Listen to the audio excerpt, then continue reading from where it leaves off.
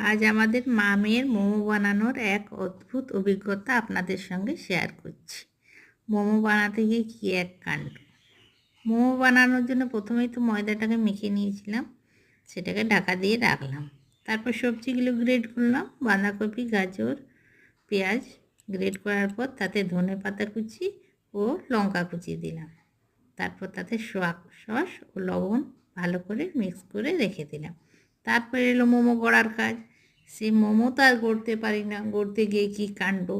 কোনো রকমে তো গড়লাম, মেয়ে তো দেখে হেসে লুটোপুটি খেতে লাগলাম, দেখ না যেমনই গড়ি খেতে দারুণ হবে। সে কোনো রকমেতে আমি সেগুলো গড়ে ভাপ দিয়ে নিলাম।